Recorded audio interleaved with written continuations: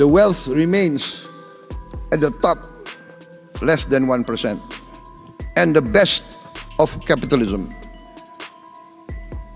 Pure socialism we have seen.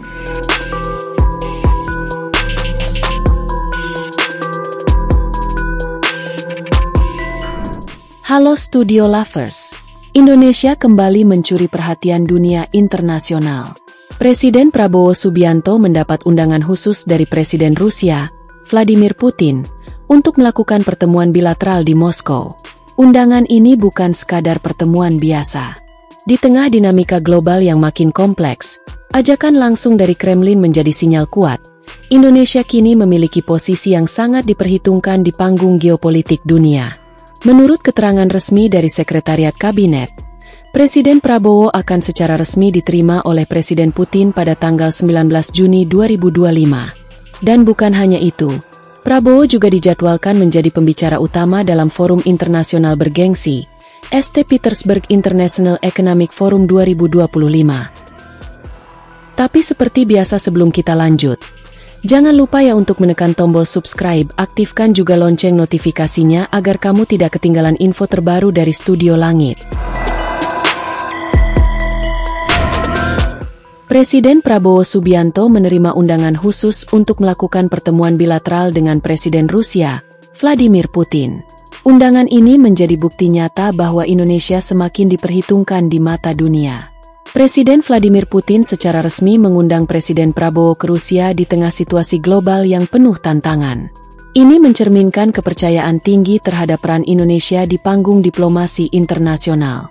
Sekretaris Kabinet, Teddy Indrawijaya, menyampaikan bahwa Presiden Prabowo akan disambut secara resmi oleh Presiden Putin pada 19 Juni 2025. Selain menghadiri pertemuan bilateral, Presiden Prabowo juga dijadwalkan menjadi pembicara utama dalam forum St. Petersburg International Economic Forum, SPIEF, 2025. Kepala Sekretariat Kabinet menambahkan bahwa kunjungan khusus atas undangan Presiden Putin ini akan memperkuat kerjasama dan kemitraan strategis antara Indonesia dan Rusia.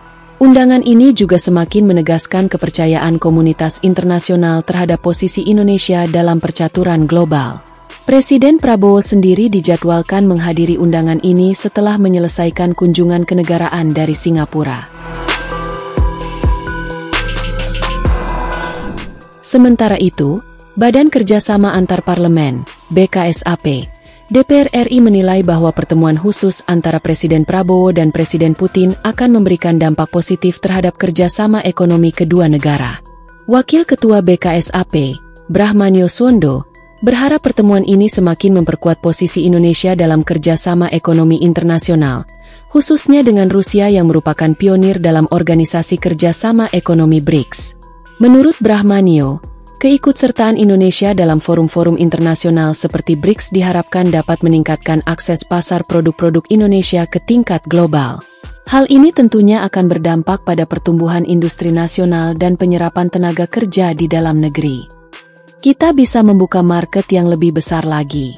Produk-produk Indonesia bisa masuk ke pasar internasional yang lebih luas, yang pada akhirnya akan mengangkat perekonomian Indonesia, ujarnya.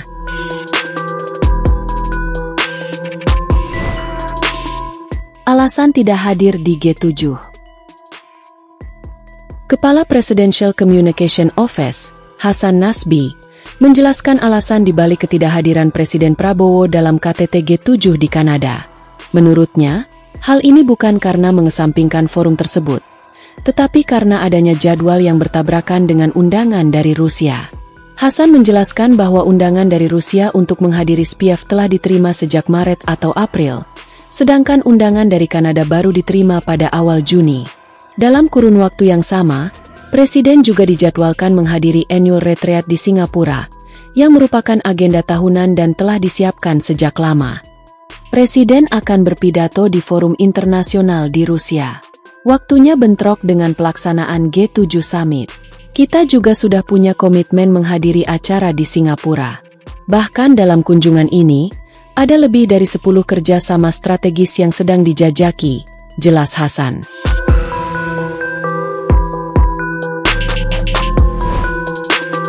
Utang luar negeri Indonesia naik, tapi masih dalam kendali. Bank Indonesia, BI, mencatat bahwa posisi utang luar negeri, ULN, Indonesia pada April 2025 mencapai 431,5 miliar dolar AS, atau sekitar 7.038 triliun rupiah. Angka ini tumbuh 8,2% secara tahunan, year on year, lebih tinggi dibandingkan Maret 2025 yang tumbuh 6,4%. Menurut Asisten Direktur Departemen Komunikasi BI, Ramdan Deni Prakoso, peningkatan utang ini disebabkan oleh pelemahan dolar AS terhadap mayoritas mata uang global, penarikan pinjaman pemerintah, serta meningkatnya aliran masuk modal asing ke pasar surat berharga negara, SBN. Utang luar negeri sektor publik ini sebagian besar dimanfaatkan untuk pembiayaan sektor-sektor prioritas, antara lain jasa kesehatan dan kegiatan sosial, 22,3%, administrasi pemerintahan, pertahanan, dan jaminan sosial wajib, 18,7%.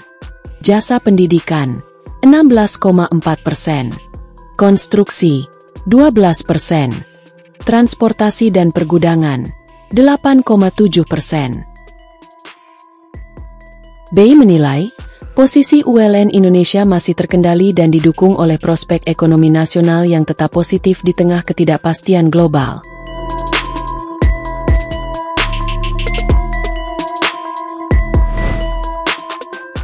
Gotoh belum komentari isu akuisisi oleh Danantara.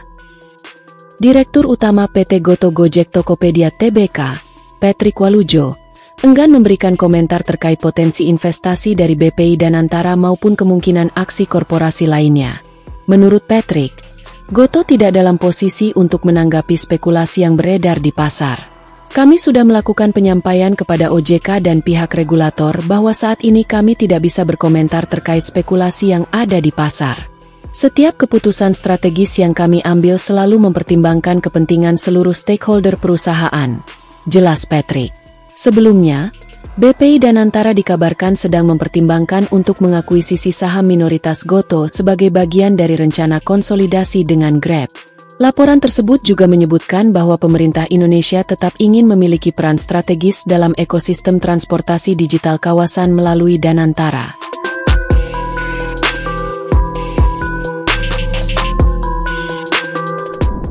Undangan khusus dari Presiden Putin, peran strategis Indonesia dalam forum-forum dunia, hingga kepercayaan pasar internasional terhadap ekonomi nasional, semuanya menunjukkan bahwa posisi Indonesia kini tak bisa lagi dipandang sebelah mata.